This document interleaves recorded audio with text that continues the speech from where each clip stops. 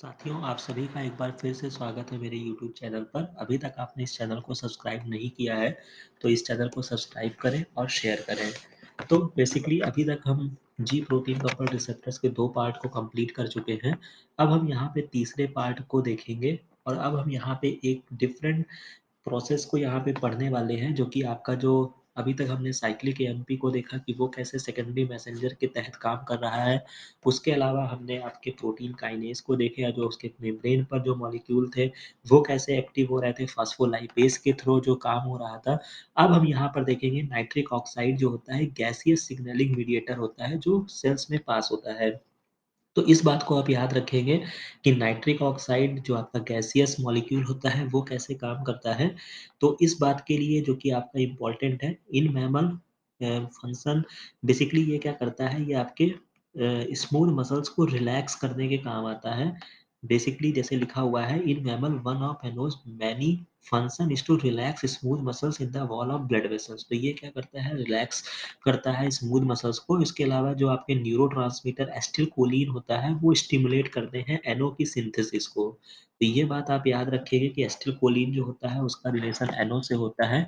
अब हम देखते हैं कि ये कैसे अपना वर्क करता है। तो बेसिकली इसका वर्क सिंपल है, जैसे कि आपका एक्टिवेट करता है जीपीसीआर के मेम्ब्रेन को। आप द ब्लड की सेल्स में करेगा तो एंडोथेलियल सेल्स उसको बोलते हैं। वेसल्स की जो सेल्स होती है, ये आप याद रखेंगे। इसके अलावा क्या करेगा, IP3 रिलीज़ होगा, जो कि कैल्शियम के चैनल को एक्टिव करता है। वैसे ही सिंपल इसका कॉन्सेप्ट है, मिलता-जुलता ही। और बेसिकली ये क्या करता है, वेसल डायलेट करता है, तो इसी को हम वासोडायलेटर बोलते हैं, राइट? अब इसके बाद इसका जो आपका यहाँ पर ये यूज़ किया जाता है, तो बेसिकली आपने पढ़ा होगा कि जो हार्ट के केस में एक डिज़ीज़ होती है जिसको एंजाइना पेक्टोरिस बोलते हैं। बेसिकली एंजाइना ये जो वर्ड होता है, इसका मतलब होता है चेस्ट पेन से होता है, राइट?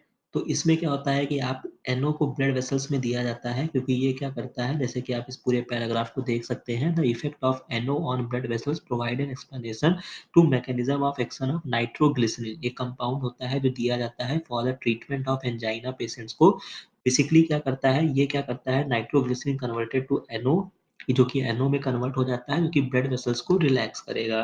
तो आप इस बात को याद रखेंगे कि एनओ का यहाँ पे रोल है। इसके अलावा क्या होता है, NO is a made by deamination of amino acid. किस अमाइनो एसिड से इसको हम बनाया जाता है, वो होता है आपका अर्जिनिन। ये आप इम्पोर्टेंट बात याद रखेंगे। इसके अलावा अर्जिनिन कोई भी अमाइनो एसिड आपको दिखे, आपको उसका वन वर्ड सिंबल हमेशा याद रखना है।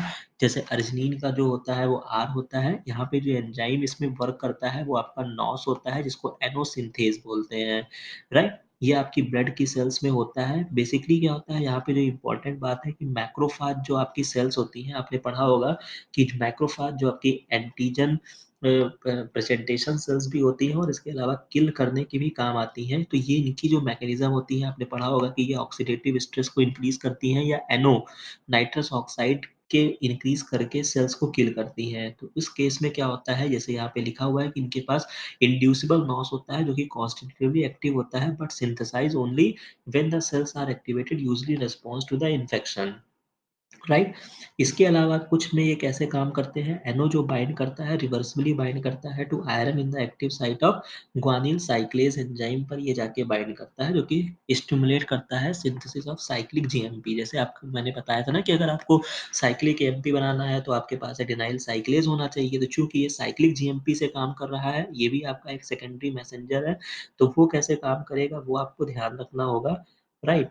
और ये जैसे कि आपको यहाँ पे एक इम्पोर्टेंट बात याद रखनी होती है कि जो ड्रग आपका वाइग्रा होता है, and its relative inhibit the cyclic GMP phosphodiesterase in the patient, thereby increasing the amount of time that cyclic GMP levels remain elevated in the smooth muscles of the penile blood vessels after NO production is induced. The cyclic GMP in turn keep the blood vessel relaxed and thereby penis erection. तो जो penis erection का process होता है, वहाँ पे इसका role होता है। और जो कि एक आपकी ड्रग्स वगैरह दी जाती है या लेते हैं जो पीपल्स, तो वो यहाँ पे उसका जो वे ऑफ मैकेनिज्म है वो इस तरीके से होता है।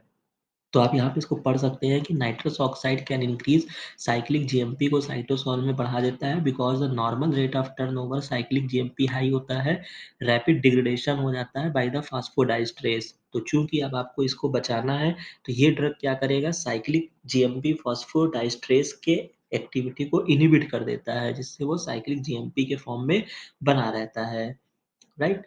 अब आप यहाँ पे आप इसको देख सकते हैं, जैसे कि ये आपका सिंपल सा यहाँ पे ये फिगर दिया हुआ है। एसिटिलकोलिन जो होगा वो आपका बाइंड करेगा जीपीसीआर पे, जिससे आईपी3 और कैल्शियम हो जाएगा।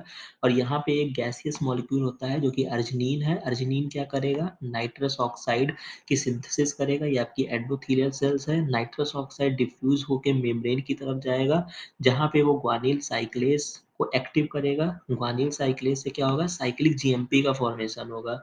अब चूंकि आपको पता है कि जो फास्फोडाइस्टरेज होगा वो साइक्लिक जीएमपी को डिग्रेड कर देगा, तो चूंकि पेनाइल इरेक्शन के प्रोसेस में उसको इनहिबिट करने के लिए जो होता है वो फास्फोडाइस्टरेज को इनहिबिट करता है वाइग्रा, जिससे क्या होता है? Rapid relaxation of smooth muscles होता है।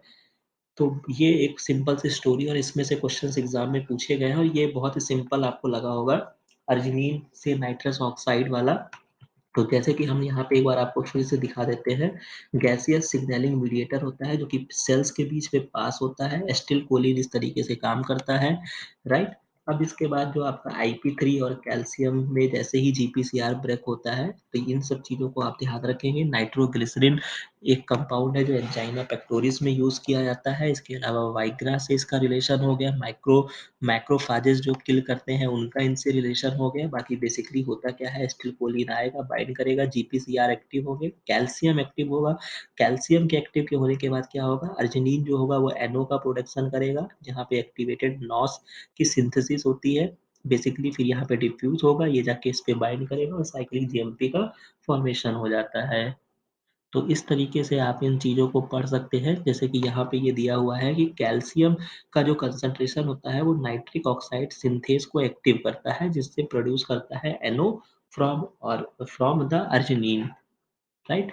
तो ये भी आप याद रखिएगा कि नाइट्रस ऑक्साइड, हाँ, मैं यहाँ पे ये भी आपको बताता चलूँ, नाइट्रस ऑक्साइड जो होता है ये आप याद रखेंगे, इसका जो फॉर्मूला है वो NO है।